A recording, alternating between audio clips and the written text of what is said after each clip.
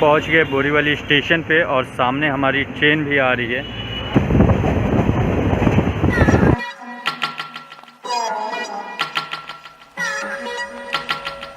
अभी मैं निकलने वाला था ऑफिस के लिए, लेकिन बाहर बहुत तेज बारिश शुरू हो गई है और बादल भी बहुत ज़्यादा मंडरा रहे हैं। खैर, नमस्कार, नाम जय श्याम, स्वागत है आपका एक और वीडियो में। इस वीडियो में हम समझने की कोशिश करेंगे, एक सेकंड कैमरे का थोड़ा एंगल लगा लेता हूँ, उसके बाद बात करते हैं। इस वीडियो में हम समझने की कोशिश करेंगे मुंबई के लाइफस्टाइल को, चाहे वो गरीब हो, अमीर हो या मिडिल क्लास हो, लोअर मिडिल क्लास हो, कितने पैसे इनको चाहिए जीने के लिए और किस प्रकार से यहाँ की जीवन साइकिल चलती रहती है। और साथ ही मुंबई लोकल ट्रेन के भी बारे में बात कर लेंगे, जो नई गाइडलाइंस वगैरह इनकी आई है और किस प्रकार से आप टिकट्स बुक कर सकते हैं, किसको मिलेगा नहीं मिलेगा, और भी विभिन्न प्रकार की चीजों का डिस्कशन हम इस वीडियो में आपके साथ करेंगे। अभी वो लास्ट क्लिप के बाद बारिश काफी हद तक कम हो गई, ये देखो, लेकिन बादल बहुत ज्यादा मंडराए हुए हैं, तो ऐसे में बारिश आने के आसार बहुत ही ज्यादा है। जैसे ही अभी मैं निकलने वाला था, वापस से बरसात शुरू हो गई, तो मैंने सोचा क्यों ना आपसे एक मुद्दे पे इसी वक्त बात भी कर लिया जाए। कोविड-19 इस वक्त भारत में लगभग 3.5 लाख के आसपास एक्टिव केसेस हैं और पूरी भारत की जनसंख्या है 135 करोड़ से भी ज्यादा। गाइडलाइंस लॉकडाउन के चल रहे हैं, किस बेसिस पे और क्यों चल रहे हैं समझ में नहीं आ रहा है। इतने कम केसेस हैं लेकिन आप 135 करोड़ लोगों को परेशान कर रहे हो। गाइडलाइंस में थोड़ा परिवर्तन करके एक और चीज मुंबई लोकल ट्रेन में लागू हुआ है कि जिनके दोनों वैक्सीनेशन के डोसेस लग चुके हैं, ज्यादातर उनकी उम्र 45 प्लस ही है,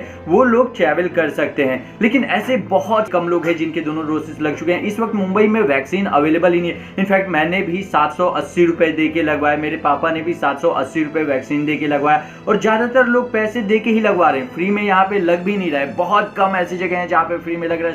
स्टार्टिंग में कुछ जगहों पे फ्री में लग गया था। अब ऐसे में ये जो वैक्सीन नहीं लगाना चाहता, जिसके पास 780 रुपए नहीं है, उन्हें भी देना पड़ा है। क्यों? ताकि आगे चल के ये जो गाइडलाइंस वगैरह आ रहे हैं, इनके वजह से उनको लगाना कंपलसरी हो जाएगा, जरूरी हो जाएगा। लेकिन गवर्नमेंट को फ्री में देना चाहिए वैक्सीन, जो कि नहीं अवेलेबल हो पा रहा है मुंबई में। और बहुत सारे ऐसे राज्य हैं जहाँ पे फ्री में मिल रहा है। और अगर हम बात कर ले यूपी की, तो 3.5 लाख में से सिर्फ 550 के आसपास एक्टिव केसेस हैं कोविड के वहाँ पे। ये लगभग आधे घंटे की बरसात है। अगर आप सोच रहे हैं कि जो वैक्सीनेशन सर्टिफिकेट है उस पर एडिट करके अपना नाम आप जाके वहाँ पे टिकट ले सकते हैं, तो नहीं, पहले वो लोग स्कैन कर रहे हैं, उसके ऊपर मुहर लगा रहे हैं, फिर दे रहे हैं। चलिए, तो धीरे धीरे अब हम हमारे मुद्दे पे आने की कोशिश करते हैं। अगर 1 रुपए की चीज़ 2 रुपए में हो जाती है तो हम ज़्यादातर उसे इग्नोर करते हैं, और एक्चुअली में अगर हम ना भी करें तो कर ही क्या सकते हैं। लेकिन वो 100% दाम में वृद्धि होती है और ऐसे मूल्य बहुत सारी चीज़ों के बहुत ज़्यादा बढ़ रहे हैं। अगर आप किसी दूसरे राज्य, सिटी या फिर कहीं से भी मुंबई में आने की प्लानिंग कर रहे हैं, तो सबसे पहला प्रश्न हमारे मन में उत्पन्न होता है, वो है कि हम यहाँ पे रहेंगे कहाँ पे, और यहाँ पे रहने के लिए जगह ढूंढना ही सबसे ज़्यादा मुश्किल हो जाता है। अगर आप किसी एवरेज प्लेस पे रह रहे हैं, जो ना बहुत ज़्यादा अच्छा है ना बहुत ज़्यादा खराब है, तो वहाँ के लिए आपको 5000 रुपये तक देने पड़ सकते हैं। यहाँ पे आके आपको ऑफिस वगैरह जाना होगा और भी बहुत सारी जगहों पे जाना होगा, तो एक एवरेज मिनिमम 100 रुपये हम पकड़ लेते हैं डेली ट्रैवलिंग। और मेन पॉइंट है वो है खाना, फूड। ये आपको कहाँ से मिलेगा, कैसे मिलेगा, तो आप मिनिमम, चाहे आप घर पे बना रहे हैं या फिर बाहर जाके खरीद रहे हैं, अकेले रह रहे हैं, कैसे भी आप मैनेज करेंगे ना, तो मिनिमम दिन का नाश्ता, खाना, लंच, आपका डिनर, ये सब मिला जुला के 350 से 400 रुपये तो कहीं नहीं गए हैं। इतना तो आपका लगना ही लगना है। कोई एनालाइज करते हैं तो मिनिमम 550 रुपये आपके पर डे तो जरूर खर्च होने वाले हैं सारी चीज़ों को लेके। जो 3 अभी मैंने बोला है सिर्फ इन्हीं का, हाँ, इसके अलावा और भी एक्स्ट्रा जरूर होंगे। और इस वीडियो में आप अंत तक बने रहिएगा जरूर, क्योंकि एक्टर्स लाइफ, जो कि स्ट्रगल वगैरह करने एक्टर्स यहाँ पे आते हैं, उनकी लाइफ वगैरह कैसी होती है, उसका भी जिक्र करने की मैं कोशिश करूँगा। ये शहर मुंबई बहुत खूबसूरत भी है और बहुत बदसूरत भी है, और ये डिपेंड करता है आपके लाइफस्टाइल पे। ये हम पहुँच गए रेलवे स्टेशन पे। अभी हम कोशिश करते हैं वो सामने वाली ट्रेन पकड़ने की जो खड़ी है ऑलरेडी, लेकिन अभी इसके आते ही ये वाली निकल जाएगी। कह सकते हैं कि मुंबई पूर्णतः निर्भर है इन लोकल ट्रेन के ऊपर ही। अगर ये बंद हो जाती हैं लोगों के लिए तो उनकी जीवन ऑलमोस्ट रुक सी जाती है, और फिलहाल ये लोग भाग रहे हैं क्योंकि ये ट्रेन निकलने वाली है इसके रुकते ही। ये मेरे पहुँचते ही ट्रेन शुरू हो गई है और अब इसको मैं नहीं पकड़ सकता। यहाँ पे सबसे मुश्किल भरा जो काम है वो है आपका टाइम निकाल पाना। अब कितने भी फ्री हैं, आपको लगेगा कि आपके पास टाइम ही नहीं है, क्योंकि कहीं ना कहीं किसी ना किसी चीज़ में आप हमेशा व्यस्त ही रहते हैं। और अगर आपका 5 मिनट भी कहीं पे लेट होता है, जो लोग ये लोकल ट्रेन से उतरते हैं, किसी की वजह से उनका 5 मिनट भी लेट हो जाना, वो पूरे फ्रस्ट्रेट हो जाते हैं, क्योंकि ऑलरेडी ऑफिस वगैरह की वजह से वो बहुत ज़्यादा परेशान रहते हैं और ऐसे में आए होते हैं, और उनका 2-5 मिनट भी किसी की वजह से लेट होना, उनको गुस्सा बहुत ज़्यादा आ जाता है। और ये स्वाभाविक भी है, ह्यूमन नेचर काइंड ऑफ है ऐसा। ये जो सामने ट्रेन आ रही है, इसमें अभी हम जाने वाले हैं। चलो यहाँ पे जाएंगे। फिलहाल तो खाली है, कहीं भी बैठ सकते हैं। अभी ये इतना भी ज़्यादा सुबह सुबह नहीं है, 11:15 हो रहे हैं, इसके लिए ट्रेन में इतना कम है। और जैसा कि मैंने बताया कोविड गाइडलाइंस में, उसके भी वजह से बाद में ये पूरी ट्रेन अगर सुबह सुबह आप आते हैं पीक टाइम पे तो पूरी भरी हुई नज़र आती है। जो लोग मुंबई में अकेले रहते हैं उनके लिए यहाँ पे और भी ज़्यादा मुश्किल हो जाता है, क्योंकि खाना कहीं से भी अरेंज करना प्लस अपनी जॉब वगैरह की रिस्पॉन्सिबिलिटीज़ को निभाना इतना भी आसान नहीं होता, क्योंकि यहाँ पे समय ही तो नहीं मिलता। सब कुछ मिल जाता है, समय का बहुत मारामारी रहता है। फिलहाल ट्रेन यहाँ पे हो गई है शुरू। अगला स्टेशन नाला सोपारा।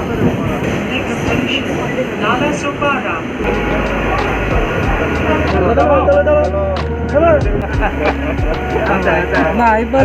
और ये मैं उतर गया ट्रेन से, वो जाने लगी। फिलहाल हम निकलते हैं इधर। मुंबई में आपको भिन्न भिन्न प्रकार के लोगों की लाइफस्टाइल देखने के लिए मिलेंगी। किसी का बहुत अपर क्लास, किसी का लोअर, किसी का मिडिल। यहाँ पे आप कितना भी ज़्यादा पैसे कमा लो, कम कमा लो, आपको सुख शांति बहुत ज़्यादा मुश्किल से मिलती है। एक्चुअली शांति बहुत मुश्किल से मिलती है। यहाँ का उसूल ही यही है, छोटा काम करो या बड़ा काम करो, आप बिजी बहुत ज़्यादा रहते हो अपने काम में। आपको दूसरी चीज़ों के लिए और अपने आप के लिए वक्त निकाल पाना बहुत ज़्यादा मुश्किल हो जाता है। ये रही रेलवे की पटरी और हम उसके एकदम करीब से ही चल रहे हैं। बादल ऊपर पूरा काफ़ी काला हो रखा है, ड्रिजलिंग हो रही है थोड़ी बहुत, बट मैं आशा करूँगा कि ये तेज़ ना बरसात हो। यहाँ जो नए लड़के लड़कियाँ एक्टर्स बनने के लिए आते हैं उनकी भी स्ट्रगल की एक अलग ही कहानी होती है। कॉन्टैक्ट बिल्ड करना सबसे ज़्यादा मेन काम हो जाता है, क्योंकि आपके कॉन्टैक्ट्स हैं तो आपके पास काम है, अगर नहीं है तो फिर आपको रहने के लिए मुश्किल हो जाएगा। और ऐसे बहुत सारे लड़कों को मैं जानता हूँ जो आते हैं यहाँ पे 6 महीने साल भर रुकते हैं, फिर उनसे मैनेज नहीं हो पाती यहाँ की लाइफस्टाइल, फिर वो वापस अपने गाँव चले जाते हैं या फिर दूसरे चीज़ों में मशगूल हो जाते हैं। तो यहाँ पर एक इनकम का सोर्स होना बहुत ज़्यादा आवश्यक है। और यहीं पर बात आ जाती है इन्वेस्टमेंट की। हमें कुछ ऐसी जगहों पर इन्वेस्ट करके जरूर रखना चाहिए कि जो हमारा मेन सोर्स ऑफ इनकम है वो इनकेस किसी भी चीज़ की वजह से बंद हो जाता है तो फिर वहाँ से आना चाहिए। और स्पेशली एक्टिंग के फील्ड में तो कोई भी ऐसा मेन सोर्स हम बोल ही नहीं सकते, क्योंकि वो पूर्णतः अस्थायी होता है। बारिश बहुत तेज हो गई।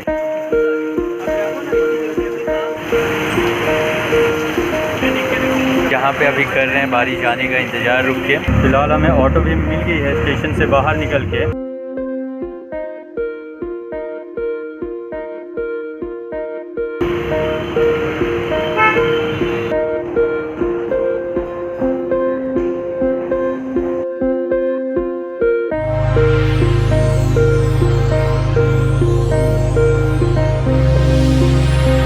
यहाँ पे आवाज़ बहुत ज़्यादा इको होती है, गूंजती है चारों तरफ। रुकावट के लिए खेद है, इस वीडियो को अंत तक आप ज़रूर देखें, क्योंकि बहुत ज़्यादा इन्फॉर्मेशन वगैरह इसमें मैंने शेयर किया और एट द सेम टाइम इस वीडियो को रिकॉर्ड करने में मेरी पर्सनली काफ़ी ज़्यादा मेहनत लगी है।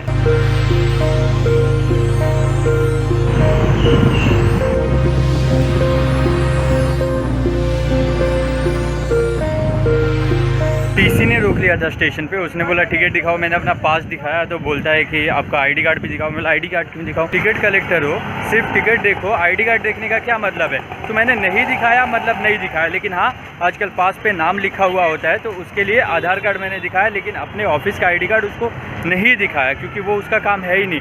और आपको अपना अधिकार पता होना चाहिए, लेकिन समहाउ सरकारी चीज़ों में कहीं कहीं पे आपको भी झुकना पड़ जाता है, नहीं तो वो लोग आपकी कह के ले लेंगे।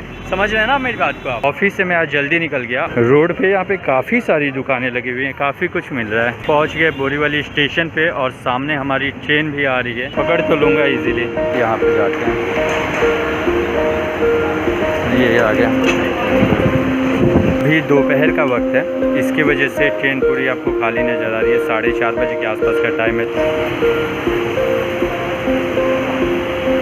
दोनों ट्रेनें चल रही हैं इस वक्त।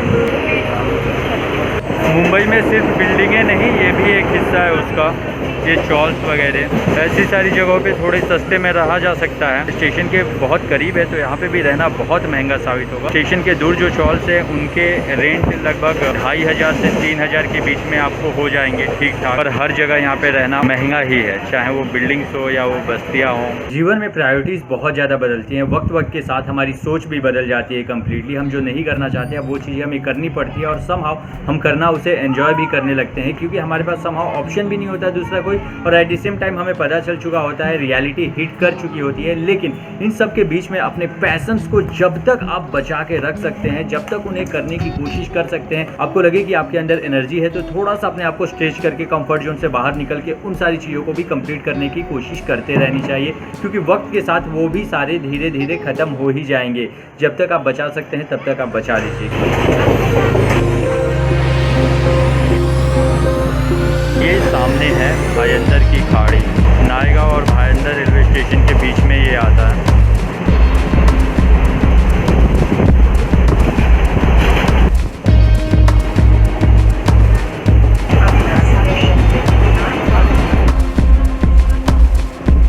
नेक्स्ट स्टेशन अभी आने वाला है नाला सुपारा, और ये जितने भी इक्के दुक्के लोग बैठे हुए हैं आधे से भी कम हो जाएंगे।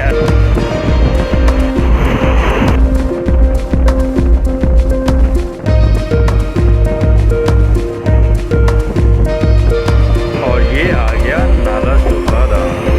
जैसा कि मैंने आपको कहा था कि जो भी इक्के दुक्के लोग बैठे हुए हैं वो सारे लोग उतर जाएंगे। अभी मैं कैमरे का स्टैंड नहीं लाया हूँ क्योंकि मुझे नहीं पता था कि इतनी खाली ट्रेन मिलने वाली है मुझे, और मैं जल्दी ऑफिस से निकलने वाला हूँ। नेक्स्ट स्टेशन विरार पे हम उतर जाएंगे।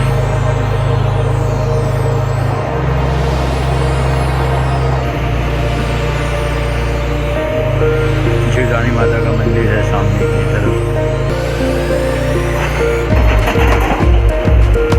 ये शायद वीडियो का थंबनेल हो सकता है। धीरे धीरे आ रही है, एकदम स्लोली, ग्रेजुअली, धीमे धीमे।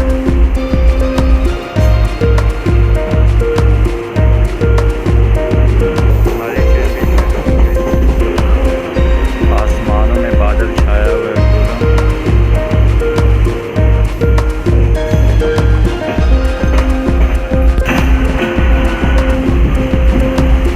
ये हम वापस आ गए विरार रेलवे स्टेशन पे। थोड़ी आगे की तरफ मेरे ख्याल से रुक गई, नहीं रुक गई इधर से, ये साइड प्लेटफॉर्म है।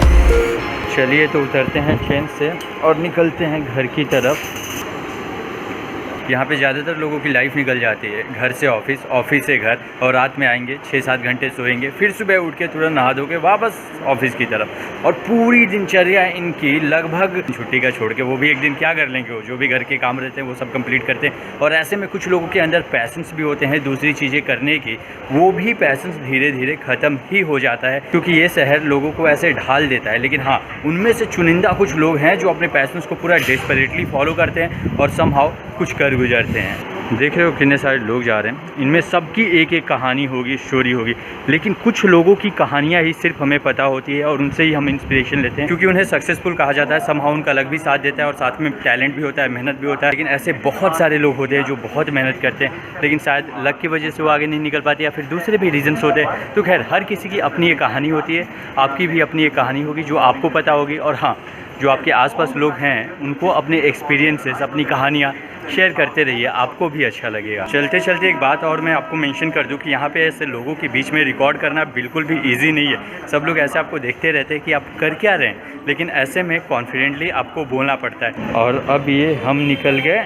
विरार रेलवे स्टेशन से बाहर। बच्चों के लिए कुछ खिलौने ले रहा था, यहाँ से देखा, आई होप उसे पसंद आया व्हाट्सएप पे, तो उसने पसंद किया है, थैंक यू। ये ले लिया उसका किचन सेट, कब से बोल रही थी, मेरी भांजी है। मन बिल्कुल भी नहीं है इस वीडियो को अभी एडिट करने का, लेकिन घर पे पहुंचते ही तुरंत मैं इस वीडियो को एडिटिंग करने के लिए बैठूंगा क्योंकि वापस मुझे टाइम नहीं मिल पाएगा। कपड़े चेंज करने से पहले मैंने सोचा क्यों ना इस वीडियो को खत्म भी कर लिया जाए, और शाम भी होने वाली है तो ऐसे में इस वीडियो को अभी एडिट भी करना है। सो वंस अगेन नमस्कार, नाम जय श्री राम, बहुत बहुत धन्यवाद आपका। If you guys like this video for whatsoever reason, don't forget to hit like button. और क्या बाकी सब बढ़िया है, जय माता दी। और हाँ, अगर इस वीडियो को आप यहाँ तक देख रहे हैं तो तहे दिल से शुक्रिया आपका, और आप एक कमेंट छोड़ के जरूर जाइए यार। और अगर अब तक छोड़ो, सब्सक्राइब करने के लिए नहीं बोलूँगा क्योंकि आपने ऑलरेडी सब्सक्राइब किया है तभी तो आप यहाँ तक देख रहे हैं, है ना।